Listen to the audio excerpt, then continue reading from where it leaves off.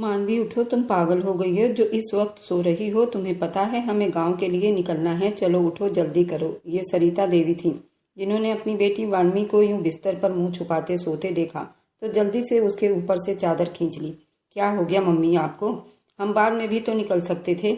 और सुबह के टाइम निकलना कहाँ की अक्लमंदी है। एक तो हवेली वालों को सुकून नहीं, अभी मेरे पेपर खत्म नहीं हुए उन्होंने हंगामा कर दिया है। मुझे नहीं जाना, मैंने आपको पहले भी कहा था कि मैं गांव की बेहुदा शादियों में बिल्कुल नहीं जाऊंगी। उसने दोबारा से चादर अपने ऊपर ओढ़ ली और अपनी माँ से कहने लगी।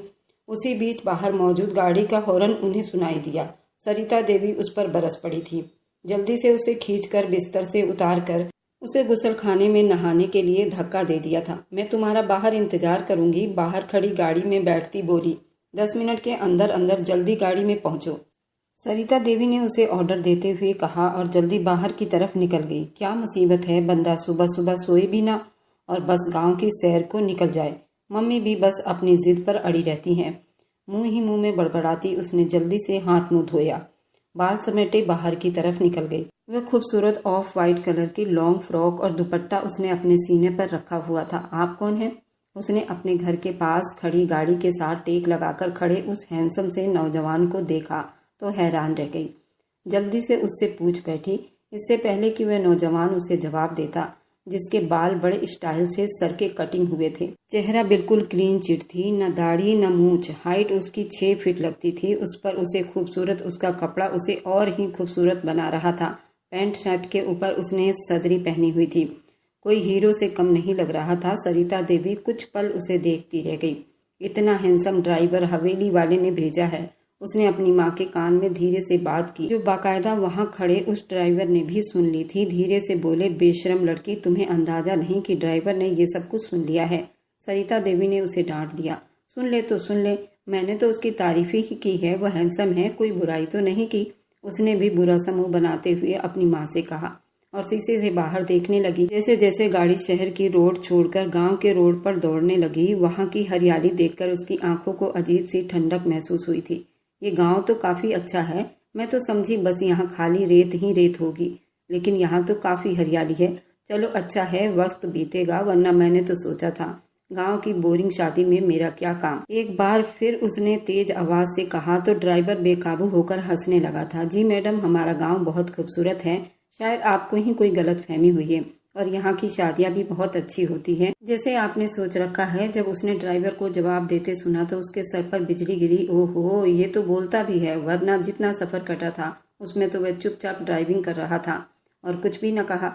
वैसे तुम्हें एक बात कहूँ, मैंने जो अभी यहाँ गांव वाले और उनके लिए जो भी कुछ कहा है, तुम जाकर अपने वफादार मालिकों को तो बता मत देना, समझे।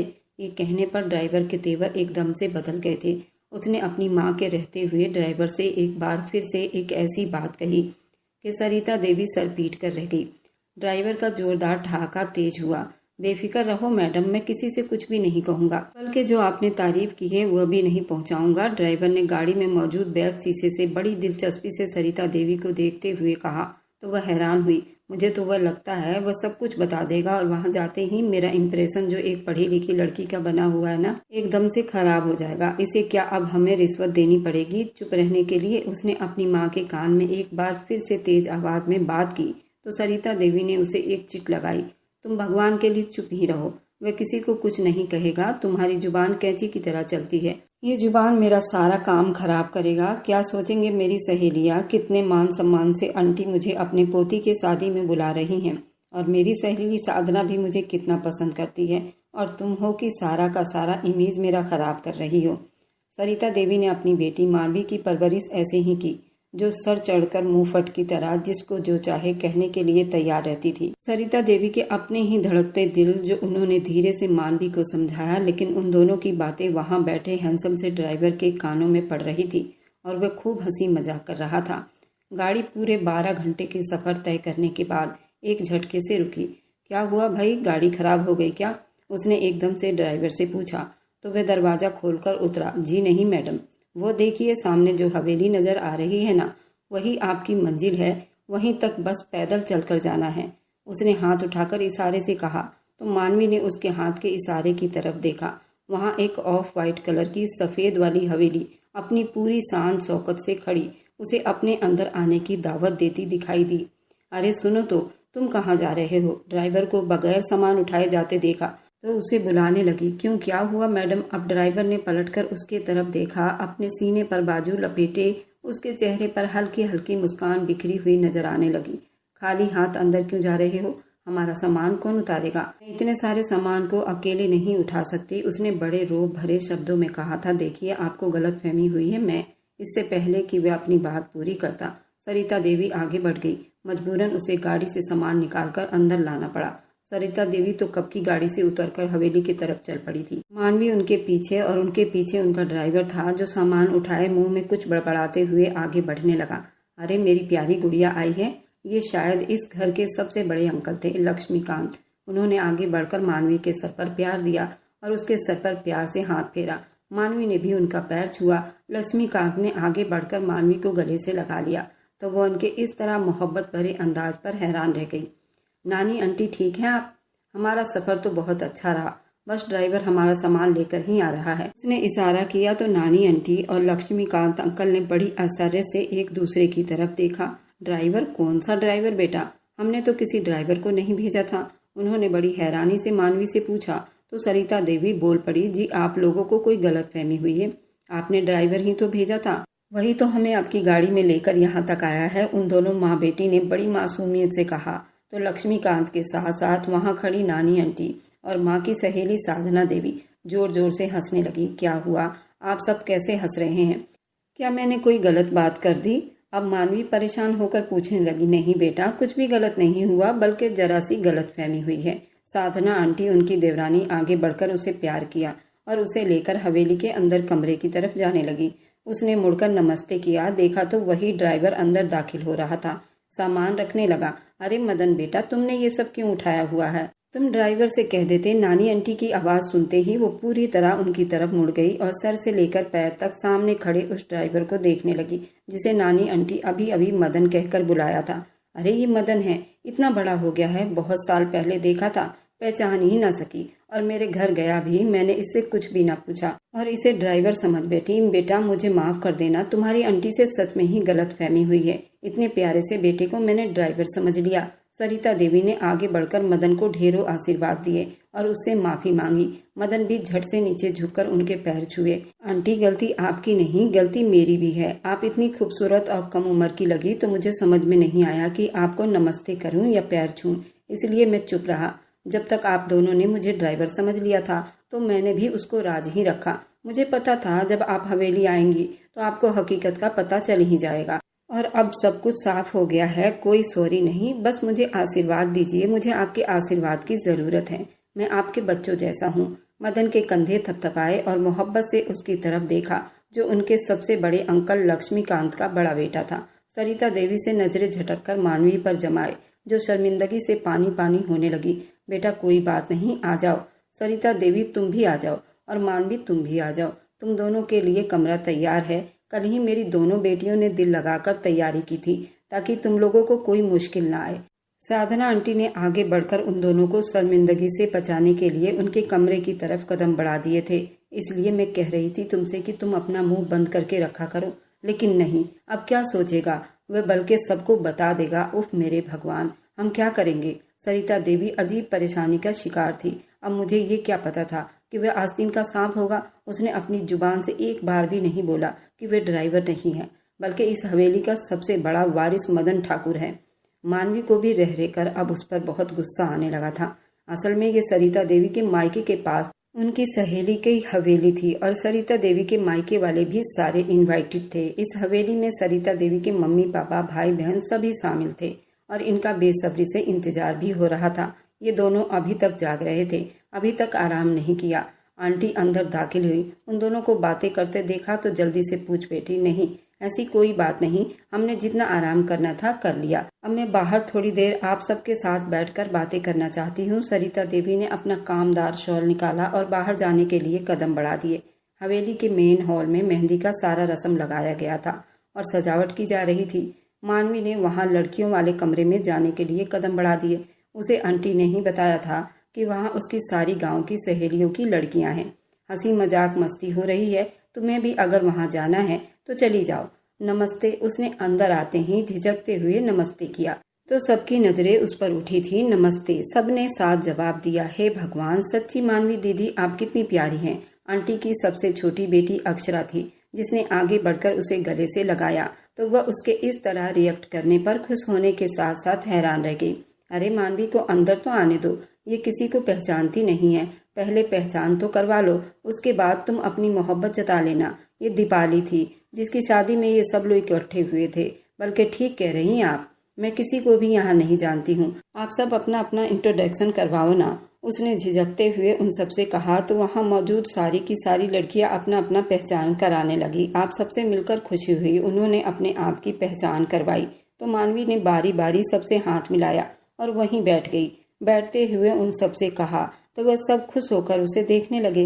वैसे हमें तो लगा था कि आप यहाँ शादी में नहीं आएंगी, क्योंकि मैंने सुना है कि शहर के अक्सर लोग गांव की शादियों को गंवारपन कहते हैं। मुझे उम्मीद नहीं थी कि आप आएंगी। ये दर्पण थी जिसने उसे देखकर थोड़ा गुस्से से कहा। नहीं, ऐसी भी कोई बात नहीं।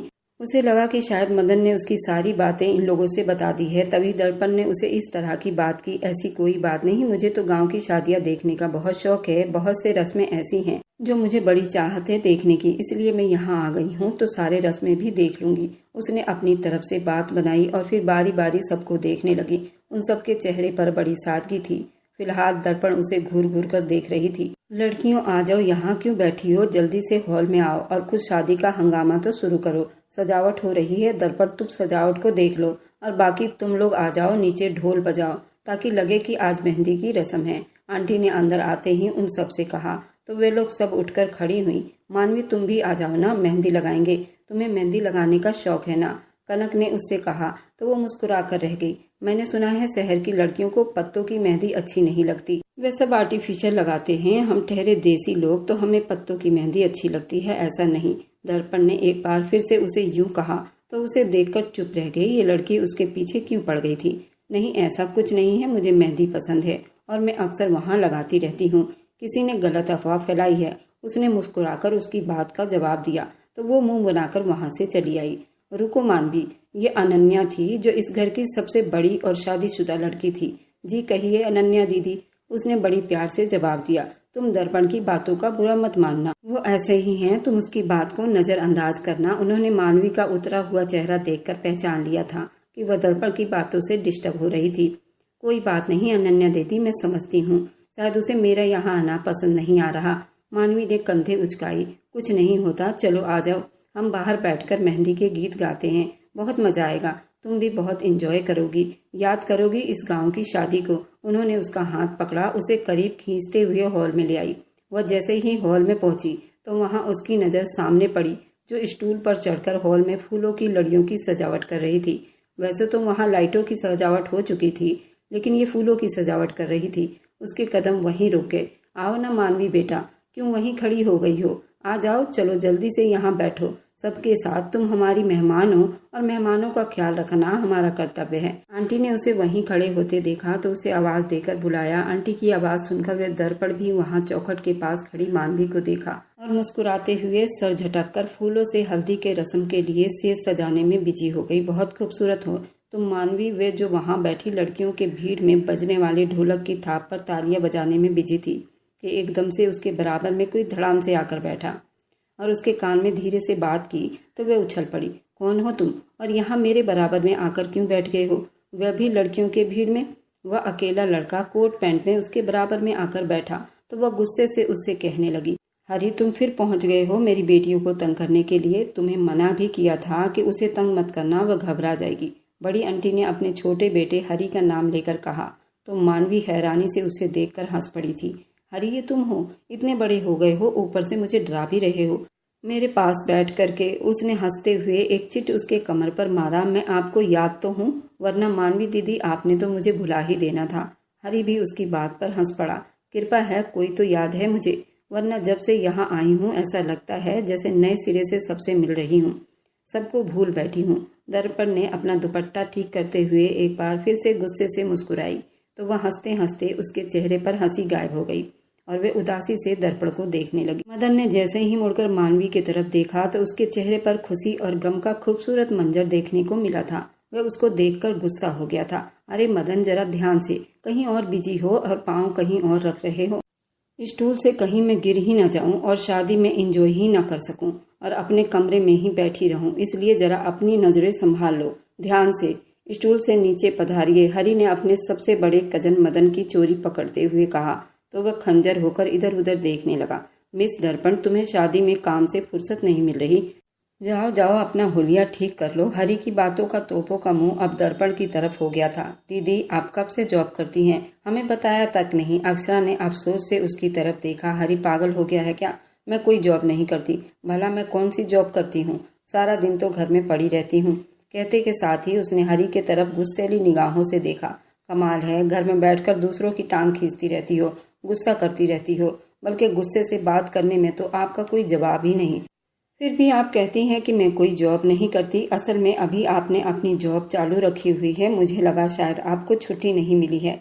हरि की बात सुनते ही सबसे पहले आंटी की आवाज सुनाई दी। वह अक्षरा का छोटा भाई था। शट अप हरि, बस कुछ भी बोलते चले जा रहे हो। वह गुस्से में होकर इधर उधर देखने लगी। मानवी के चेहरे पर दबी दबी मुस्कुराहट उभरी, जिसे उसने अपना निचला होंठ दांतों में दबाते हुए छुपा लिया। और हरि, अगर तुम्हारी बकवास बंद हो गई हो तो जाकर बाहर काम देखो। यहाँ क्यों आकर बैठे हो, सबकी फिक्र कर रहे हो? अब उसका तोपों का मुंह मदन की तरफ हो गया था। मदन ने एकदम से आंखें निकालकर उसे घूरा और अपने हाथ हवा में घुमाए। मुझ पर कोई भी धावा बोलने से अच्छा है कि तुम चुप रहो, ठीक है? वरना तुम्हारा भी राज यहाँ खोल कर रख दूंगा। उन्होंने आंखों ही आंखों में उसे इशारा किया तो हरि ने अपने कान पकड़े, सर को नामे हिलाने लगा। चलो अब जाओ लड़को यहाँ से। ये लड़कियों की महफिल है, यहाँ लड़कों का कोई काम नहीं। मेहंदी वाली भी आती होगी। अगर यहाँ से नहीं जाओगे तो तुम दोनों को भी पकड़कर मेहंदी लगवा दी जाएगी और फिर मजबूरन तुम दोनों की भी शादी करनी पड़ेगी। ये सुगंधा आंटी थी जिन्होंने हरि के कान पकड़ते हुए उसे कहा तो वो वहीं पांव पसार कर बैठ गया। और अगर ये सजा मिलनी है तो मुझे ये सजा दिलवा दो आंटी जी, मुझे स्वीकार है। मैं यहीं बैठा रहूंगा जब तक मुझे सजा नहीं मिल जाती। हरि की बात सुनते पूरे हॉल में ठहाका गूंज उठा था। देख रहे हो ना मम्मी कैसी बातें कर रहा है। ये अभी छटांग भर का लड़का है और अभी से उसे बहू लाने की पड़ी हुई है। प्रीति आंटी ने अपने बेटे की बात सुनी तो जल्दी से अपनी सास को उसकी शिकायत लगाने लगी। हाँ तो क्या हुआ, पहले मेरे मदन की शादी होगी, उसके बाद हरि की बारी आ जाएगी। उसमें क्या हो गया? नानी आंटी ने आगे बढ़कर अपने पोते की नजर उतार डाली, जो उस वक्त मासूमियत का पुतला बना शातिर दिखाई देने लगा। तुम बिल्कुल भी नहीं बदले हो हरि, पहले की तरह ही शरारती हो। मुझे याद है जब मैं पहले आई थी तब भी तुम ऐसे ही थे, शरारती, और अब भी ऐसे ही हो।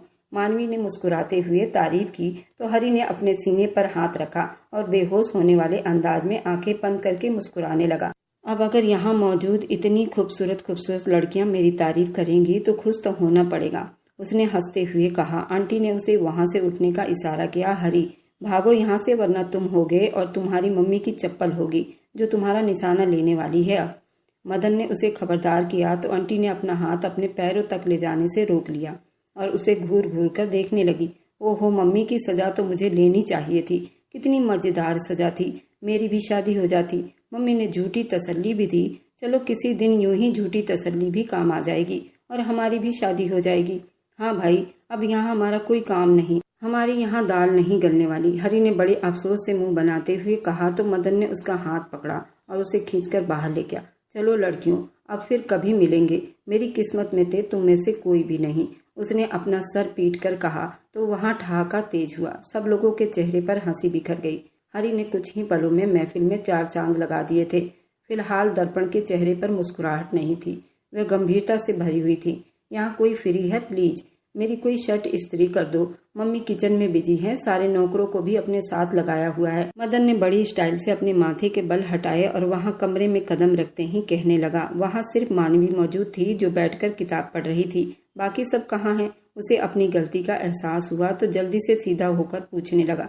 जी सब मेरी माँ के साथ शादी की तैयारी में बिजी हैं। लाइए मैं कर देती हूँ, मैं वैसे भी फ्री हूँ। मानवी ने अपनी किताब साइड में रखी और जल्दी से उठकर उसके हाथ से शर्ट लेनी चाहिए। इससे पहले कि वह उससे शर्ट लेती, दर्पण ने उसकी शर्ट ले ली। हम मेहमानों से काम नहीं करवाते। मदन, मैं हूं ना, मैं कर दूंगी। तुम क्यों उससे कह रहे हो? ये मेहमान है, कल को हमारी शिकायत ना कर दे। नहीं, ऐसी कोई बात नहीं, मैं अपने घर में भी काम करती रहती हूँ। यहाँ हवेली की तरह वहाँ नौकर चाकर नहीं है। मानवी को बेहद बुरा लगा। दर्पण के दिमाग में क्या चल रहा था वे अंदाजा नहीं लगा सकी थी। इट्स ओके, दर्पण ठीक कहती है, आप हमारी मेहमान हैं, दर्पण है ना, मेरा काम कर देगी। कहते के साथ वे कमरे से निकल गया और वे दर्पण के व्यवहार के बारे में सोचती रह गई। छींटदार गाउन में वो बहुत प्यारी लग रही थी। उसने अपने बाल खुले छोड़ रखे थे, हाथों में उसी रंग की चूड़ियां पहन रखी थी। धीरे धीरे सीढ़ियां उतरने लगी। वहां नौकरानी को हॉल में खड़ा समझता मदन जैसे ही मुड़ा तो सामने से उतरती मानवी को देखकर एक पल के लिए ठहर सा गया।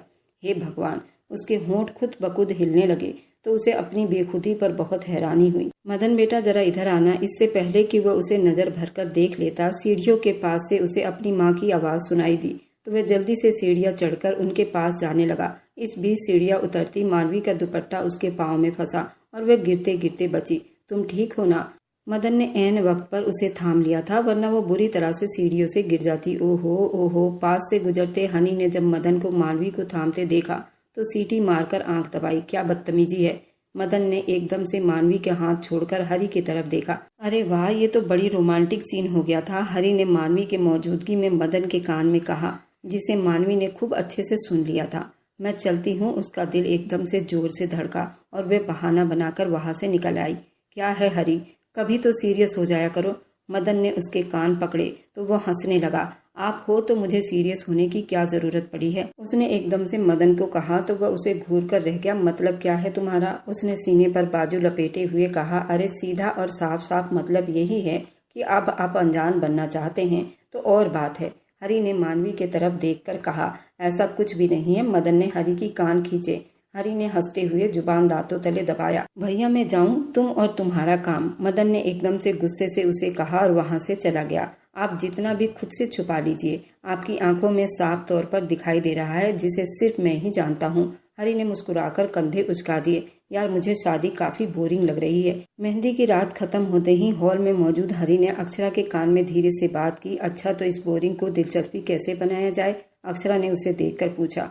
मेरे दिमाग में एक आइडिया है, कहते के साथ ही उसने कुछ झुककर अक्षरा के कान में कहा था तो वह भी मुस्कुरा दी। ठीक है, फिर करते हैं बहुत मजा, उसने मुस्कुराते हुए आंख दबाई। मानवी दीदी, आप हम सबके लिए चाय बना दोगी? मेहमान है मानवी, उसे क्यों कह रही हो? नहीं कोई बात नहीं आंटी, मैं बना देती हूँ। वह जो शादी के रस्म को बहुत इंजॉय कर रही थी। हरी की इच्छा सुनी तो एकदम से खड़ी हो गई। और जरा अच्छी सी और कड़कदार चाय बनाना। क्यों मदन भाई, मैं ठीक कह रहा हूँ ना? उसे एकदम से पास बैठे मदन से बात की तो वह घूर कर उसे देखने लगा। अब आएगा मजा अक्षरा, तुम देखना, बहुत अच्छा सा रोमांटिक सीन देखने को मिलेगा। उसने एक बार फिर से अक्षरा के कान में बात की थी। मदन भाई अपना मोबाइल देना, तो मुझे अपने दोस्त को फोन करना है, मेरी फोन की बैटरी खत्म हो गई है। हरी ने एक बार फिर से इच्छा की। मेरा फोन कहाँ गया? मदन ने एकदम से अपने जेब टटोले तो वहाँ फोन नहीं था। बेटा मैंने तुम्हारा फोन किचन में देखा था, बड़ी आंटी ने अपने बेटे से कहा तो वह बगैर कुछ भी सोचे समझे किचन की तरफ बढ़ गया था। मानवी ने दूसरे तरफ किचन में से जैसे ही चाय का बर्तन गैस पर रखा तो एकदम से चीख मारकर उछल पड़ी थी। मदन दरवाजे से अंदर दाखिल हो रहा था। मदन के सीने से जा लगी, वो बुरी तरह से रो रही थी। क्या हुआ, तुम रो क्यों रही हो? मदन ने देखा उसने उसकी शर्ट को मुट्ठियों में भींच लिया था। वह वहाँ पर चूल्हे के पास छिपकली है, बल्कि उसका पूरा खानदान है। वह बुरी तरह से रो रही थी। अच्छा आप रोना तो बंद करिए, मैं देख लेता हूँ। लेकिन उससे बिल्कुल चिपक कर खड़ी उसके सीने में मुंह छुपाए बुरी तरह से कांप रही थी। क्या हुआ बेटा, तुम रो क्यों रही हो? और तुम्हारी चीख सुनाई दी है, क्या हुआ मदन? बड़ी आंटी ने अचानक से अंदर आकर उन दोनों को इस तरह देखा। जल्दी से पूछ बैठी। कुछ नहीं मम्मी, बस छिपकली देख ली थी तो मानवी रोए जा रही है। मदन ने अपनी मम्मी को ये सब बातें बताई और जल्दी से मानवी के कान में धीरे से बात की। मानवी मुझे छोड़ो, यहाँ सब आ गए हैं, आप मुझे छोड़ोगी तो मैं देखूंगा ना छिपकली कहाँ है। उसकी बात सुनकर वह एकदम से उससे अलग हुई और बड़ी आंटी के पास जाकर खड़ी हो गई। देखा, मैंने तुम्हें कहा था ना, बहुत बोरिंग शादी लग रही है। देखा कितना रोमांटिक सीन था। हरी ने आंख मारी। अक्षरा से कहा तो वह हंस पड़ी। मान गई तुम्हें भाई हरी, ये जरूर तुम्हारा काम लग रहा है। मदन ने अब आगे बढ़कर नकली छिपकलियों को उठाकर अपने हाथ पर रखा तो मानवी एक बार फिर से बड़ी आंटी के पीछे छुप गई और हरी का ठहाका तेज हुआ। नकली है तो उसमें इतना डरने की क्या बात है? बेकार में इतनी चीख मारी, फालतू का सीन क्रिएट हुआ। दर्पण ने आगे बढ़कर मदन के हाथ से नकली छिपकली लेकर हाथ में लहराई तो मानवी उसे देखकर हैरान रह गई। न जाने क्यों वह उसके खिलाफ इतना जहर उगलती थी। ओके, कोई बात नहीं, मानवी को फोबिया हो गया होगा। मदन ने मानवी की साइड ली तो दर्पण को आग सी लग गई। तुम अजीब हो, कहते हो कि मुझे बहादुर और निडर लड़कियां पसंद है, लेकिन अब क्या हो गया है तुमको? मानवी की साइड ले रहे हो। मानवी के जाते ही उसने मदन से कहा। उस वक्त वहाँ किचन में वह दोनों मौजूद थे। तुम पता नहीं बात का क्यों बतंगड़ बना देती हो, ऐसा कुछ भी नहीं है। वह डर रही थी, बस इतनी सी बात है, कहते के साथ ही आगे बढ़ गया और दर्पण की सोच पर अफसोस करने लगा। मानवी, मैं तुम्हें अपने मकसद में कामयाब नहीं होने दूंगी।